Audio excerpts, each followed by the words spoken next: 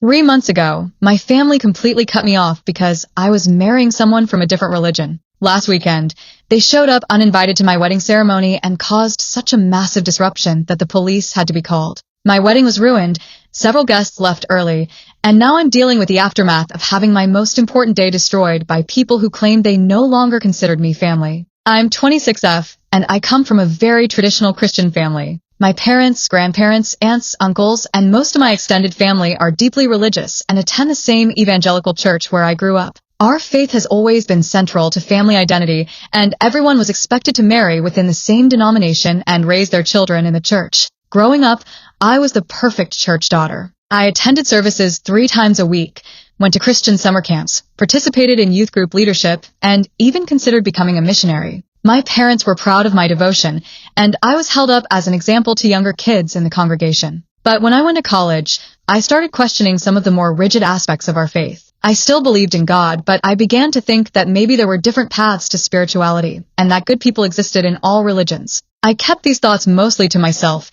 because I knew they wouldn't be well received at home. I met my now husband David 2 years ago at work. David is Jewish and comes from a family that's equally committed to their faith and traditions. When we first started dating, I knew there would eventually be challenges with our families, but David and I connected on so many levels that I hoped we could work through any religious differences. David was everything I'd ever wanted in a partner. He was kind, intelligent, had a great sense of humor, and treated me with more respect and consideration than any man I'd ever dated. He was also deeply committed to his family and his faith, which I actually found attractive because it showed he had strong values and principles. David and I spent a lot of time discussing our different backgrounds and what it would mean for our future together. We read books about interfaith relationships, attended workshops, and even met with counselors who specialized in helping couples navigate religious differences. We decided that we would each maintain our own religious practices while respecting and learning about each other's traditions. We planned to raise any future children with knowledge of both faiths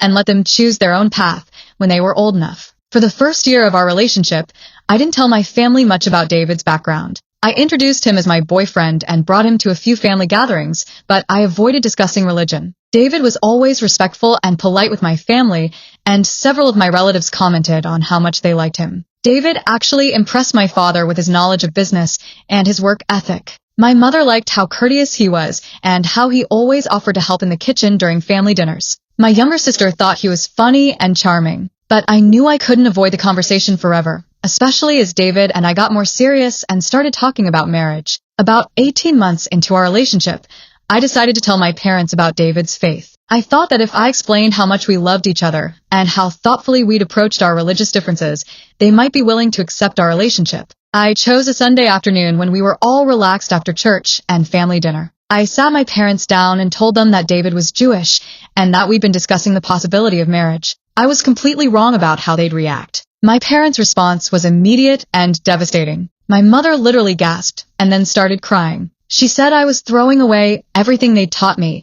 and that I was breaking her heart. My father got angry in a way I'd never seen before. He started pacing around the living room, saying I was being selfish and that marrying outside our faith would bring shame on our entire family. He said that our church community would see this as a failure of their parenting and that it would damage his reputation as a deacon. They demanded that I break up with David immediately and find someone from our church to date. When I tried to explain that David was a good person and that we'd carefully considered the religious implications, my mother said that Satan often disguised himself as something appealing. When I refused to end the relationship, my father said I was choosing worldly desires over my eternal salvation and that they couldn't support a decision that went against everything they believed. The conversation lasted over 3 hours and got increasingly heated. My parents brought up every religious lesson they'd ever taught me, quoted Bible verses about being equally yoked, and warned me about the spiritual dangers of compromising my faith. My parents also immediately involved my extended family in the situation. Within a week of our conversation, I was getting calls and texts from aunts, uncles, grandparents, and cousins, all trying to convince me to end my relationship with David. Some family members were gentle and said they were praying for me to see the error of my ways. My grandmother cried and said she was worried about my soul. My Aunt Sarah said she loved me, but that love sometimes meant telling people hard truths. Others were harsh and told me I was disappointing God and destroying our family's reputation in the church community. My Uncle Mark said I was being rebellious and selfish. My cousin Jennifer said I was setting a terrible example for the younger kids in the family. The pressure was relentless. Every family gathering became an intervention. Every phone call included lectures about spiritual compromise. Every text message contained Bible verses or links to articles about the problems with interfaith marriage. David was incredibly patient during this time, but I could see that the constant family drama was taking a toll on our relationship. He never pressured me to choose between him and my family, but he also couldn't understand how people who claimed to love me could be so cruel about my happiness. When David and I got engaged 6 months later,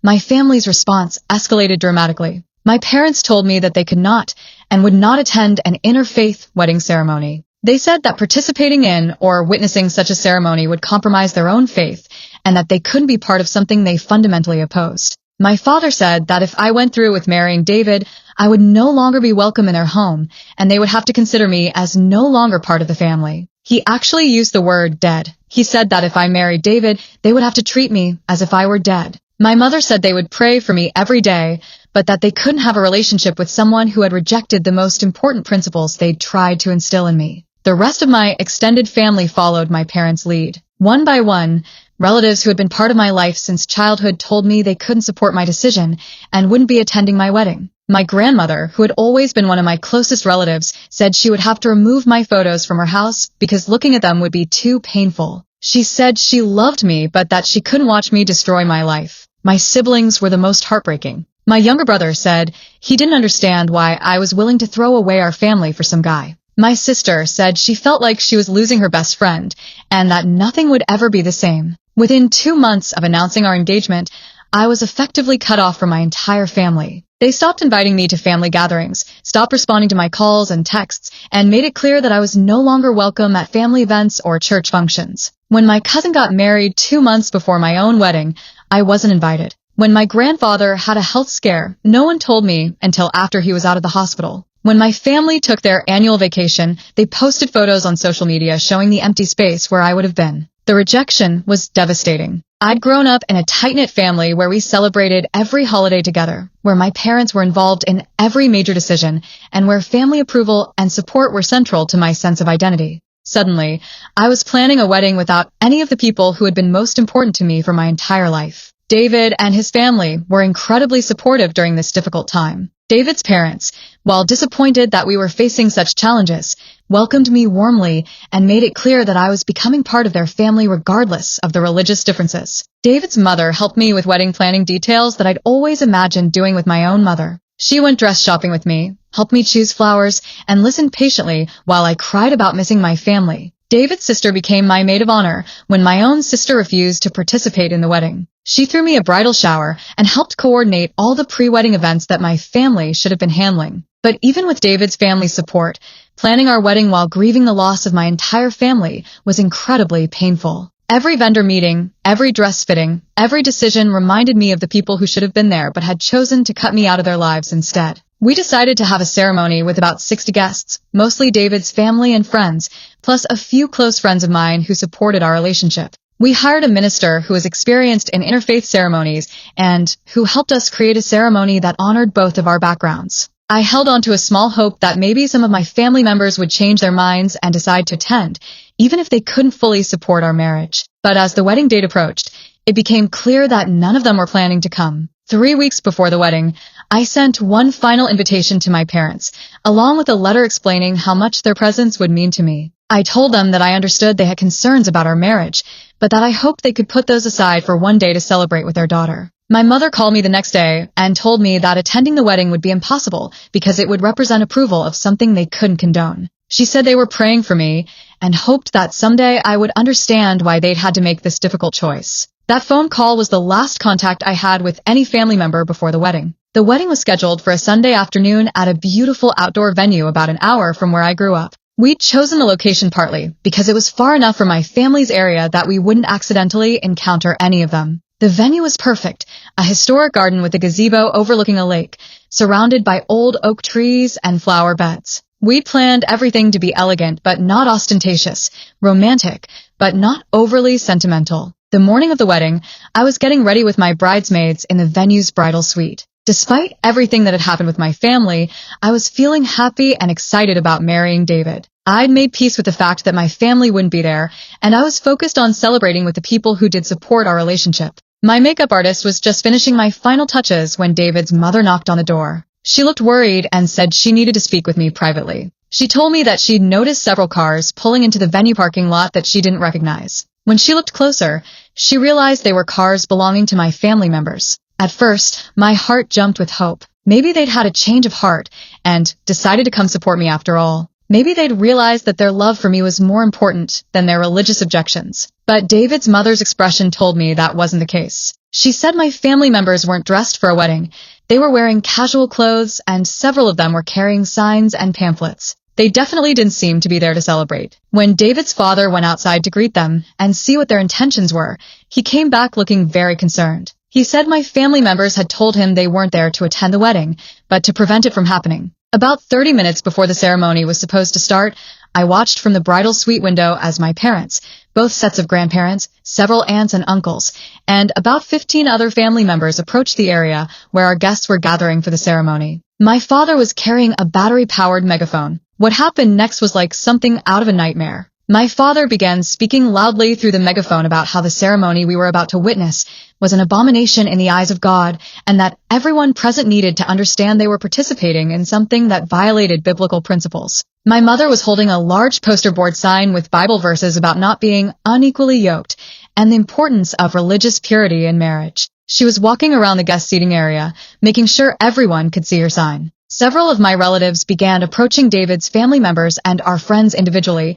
handing out pamphlets about the dangers of interfaith marriage and trying to convince them to leave before the ceremony started. My uncle was distributing flyers with statistics about interfaith divorce rates. My aunt was showing people Bible verses about spiritual compromise. My cousins were approaching elderly guests and warning them about the spiritual dangers of witnessing our ceremony. The scene was absolutely chaotic. Our guests were confused and uncomfortable. Some people were trying to be polite and listen to what my family members were saying, while others were clearly annoyed and trying to get away from the confrontation. David's grandfather, who was 89 years old and had been looking forward to our wedding for months, was visibly distressed when my uncle approached him with pamphlets and started lecturing him about enabling sin. Some of David's relatives tried to engage with my family members and ask them to please respect our wedding day, which led to heated arguments about religious doctrine and family obligations. My cousin started arguing with David's brother about whether Judaism was a valid path to salvation. My father was using the megaphone to respond to people who tried to challenge his presence there. Our wedding coordinator was frantically trying to figure out whether to start the ceremony or wait for the situation to resolve itself. The minister was attempting to mediate between the families and restore some kind of peace. Our photographer was asking whether she should document what was happening or stop taking pictures until the situation was resolved. But the disruption continued to escalate instead of calming down. My family members were becoming more aggressive in their approach to our guests, essentially surrounding people and insisting they leave immediately. My grandmother was telling people that they were putting their own souls at risk by staying for the ceremony. My mother was crying loudly and saying that she was watching her daughter destroy her life. My father was announcing through the megaphone that anyone who stayed for the ceremony was complicit in encouraging spiritual rebellion and would have to answer to God for their participation. About 15 of our guests left during the first 30 minutes of the disruption, either because they were uncomfortable with the religious conflict or because they were elderly and didn't want to be part of a potentially volatile situation. David's great-aunt, who had traveled from across the country for our wedding, was so upset by the shouting and chaos that she had an anxiety attack and had to be taken to her car to calm down. Several of our friends who didn't know my family background were completely bewildered by what was happening. They kept asking David's family members what was going on and whether this was some kind of family tradition they didn't understand. I was watching all of this from inside the venue's bridal suite, absolutely heartbroken that my wedding day was being destroyed by the very people who had raised me to value family above everything else. My bridesmaids were trying to comfort me while also expressing their shock at what my family was doing. David's sister was furious and wanted to go outside and confront my parents directly. David was trying to handle the situation outside, while also checking on me and trying to figure out how to salvage our ceremony. He was torn between wanting to protect our guests and wanting to take care of me. The disruption went on for almost an hour, with my family members showing no signs of giving up or leaving voluntarily. If anything, they seemed energized by the attention and the opportunity to share their religious message with a captive audience. Finally, our wedding coordinator made the decision to call the police. When the officers arrived, they were clearly confused by the situation. They'd been called to break up a disturbance at a wedding, but they found what looked like a religious protest happening in the middle of a private event. The police spoke with both my family and David's family to understand what was happening. My father tried to explain that they had a moral obligation to prevent the ceremony from taking place and that they were exercising their religious freedom. The officers made it clear that regardless of their religious beliefs, my family was on private property without permission and was disrupting a private event. They needed to leave immediately or face trespassing charges. My father tried to argue that they had a right to be there because I was their daughter and they were trying to save me from making a terrible mistake. But the police explained that I was an adult who had made my own choices and that my family had no legal right to disrupt my wedding. As my family members were being escorted off the property, the confrontation became even more dramatic. My mother was crying and shouting that they had done what God required of them and that my soul was now in my own hands. My father was yelling through the megaphone that everyone who stayed for the ceremony would be accountable to God for supporting spiritual compromise. My grandmother was wailing about how she was losing her granddaughter to the forces of darkness. Several of my relatives were arguing with the police officers about religious freedom and their right to intervene in what they saw as a spiritual emergency. The whole scene was being recorded by our photographer and videographer, which meant we had documentation of one of the most traumatic days of our lives. By the time the police situation was resolved and the remaining guests had settled down, we were running almost 2 hours behind schedule. About half of our original guest list had left, either during the disruption or afterward, because they were too shaken to stay for the ceremony. The guests who remained were subdued and clearly still processing what they'd witnessed. The joyful, celebratory atmosphere we'd planned had been completely destroyed. We eventually did have our wedding ceremony, but it felt surreal and emotionally hollow. The minister tried to acknowledge what had happened and refocus everyone on the reason we were there, but the energy was completely different from what we'd imagined. Our vows felt rushed because we were all emotionally drained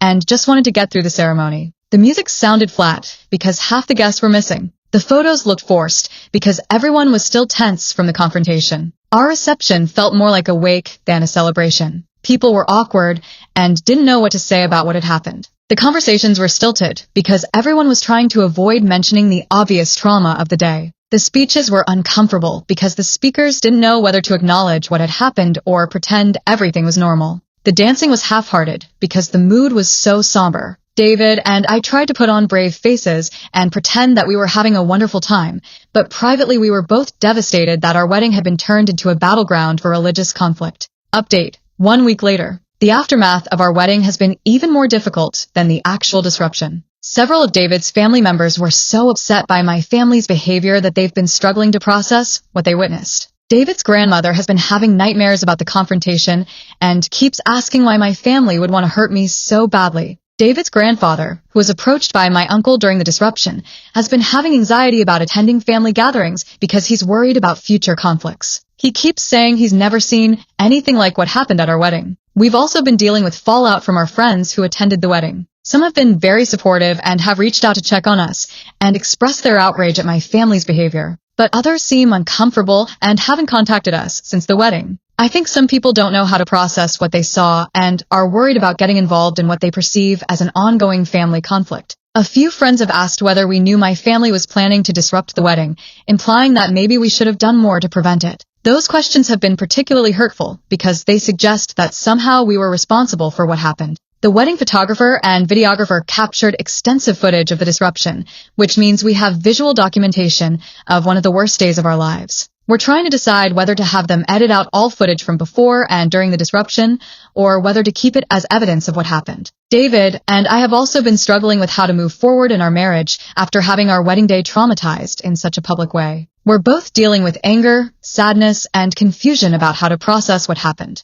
We've decided to start couples counseling to help us work through the emotional impact of the wedding and figure out how to build our life together while carrying this experience. Update: 3 weeks later. My family has continued their campaign against my marriage even after the wedding disruption. Several relatives have been contacting David's family members and friends, trying to convince them that David is a bad influence on me and that they should encourage us to get divorced. My aunt called David's mother and spent an hour explaining why interfaith marriages always fail and why David's family should stop enabling our sinful relationship. She also suggested that David's family was being selfish by supporting our marriage when they knew it would lead to my spiritual destruction. My father has been reaching out to mutual acquaintances and telling them his version of the wedding day events. According to his story, he and my family were just trying to save my soul, and David's family was hostile and unwelcoming to their attempts at intervention. He's been claiming that David's family called the police on them unjustly and that they were just exercising their religious freedom when they were arrested. David's family has been incredibly patient with these contacts,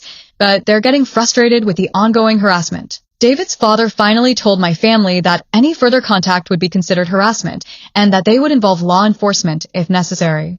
We've also discovered that my family has been sharing details about our relationship and wedding on social media and within their church community. They've been painting themselves as victims of religious persecution and me as a lost soul who has rejected her faith. My mother has been posting on Facebook about how painful it is to watch her child choose darkness over light. My father has been sharing articles about the spiritual dangers of interfaith marriage. Several church members have been contacting me through social media to share their prayers and their hope that I'll return to the faith community before it's too late. Some of these messages have been kind, but others have been judgmental and hurtful. Update: 2 months later. David and I decided to take a honeymoon trip that we'd originally postponed because we were too emotionally drained after the wedding to travel. We went to Ireland for 2 weeks, which was perfect because it was far away from all the family drama and gave us time to reconnect with each other outside of the ongoing stress. The time away was really helpful for processing what happened and remembering why we fell in love in the first place. We were able to talk through our feelings about the wedding without the constant reminders of the conflict. We've also made the decision to move to a different city where we can start fresh without the constant reminders of the wedding disruption and my family's rejection. David got offered a job opportunity in Portland that we've been considering, and we decided that relocating would give us the space we need to build our life together without the ongoing stress of my family's disapproval. We're excited about the fresh start, but I'm also sad about leaving the few friends and community connections that have been supportive during this difficult time. Update: 6 months later. Our move to Portland has been really positive for our relationship and our emotional well-being. Being away from the area where my family lives has helped me stop constantly expecting to encounter them or deal with fallout from their disapproval. I didn't realize how much anxiety I was carrying about potentially running into them at the grocery store or seeing them at community events. David and I have found a wonderful interfaith community in Portland that includes several other couples who have navigated similar family challenges. It's been incredibly helpful to talk with people who understand the unique difficulties of interfaith relationships and family rejection. We've joined a support group for people who've been estranged from their families, which has helped me realize that family rejection is more common than I thought, and that there are healthy ways to build a life without toxic family relationships. We've also continued couples counseling, which has helped us work through the trauma of our wedding day and develop strategies for handling ongoing family stress. I've been going to individual therapy as well to process the grief of losing my entire family and to work on building my identity outside of their approval and acceptance. Update: 1 year later. It's been a year since our wedding, and David and I are doing much better. We decided to have a small anniversary celebration with just David's family and our closest friends. Essentially the wedding reception we never got to have because of my family's disruption. It was healing to celebrate our marriage in a peaceful, supportive environment without the fear of conflict or interruption. We were able to give the speeches we'd planned, dance to our wedding songs, and actually enjoy celebrating our relationship. I heard through mutual acquaintances that my family has continued to present themselves as victims within their church community, claiming that they were persecuted for standing up for their beliefs. Apparently, some church members have been supportive of their stance, while others have privately expressed concern about the way they handled the situation. A few people have reached out to me through intermediaries to say they were sorry about what happened. I've had no direct contact with any family members since the wedding, and I don't expect that to change. The grief of losing my family has been profound, but I've learned to build a life and identity that isn't dependent on their approval. Final update: 18 months later. David and I are expecting our first child, and we're excited about starting our family. We've decided that we'll raise our children with knowledge of both religious traditions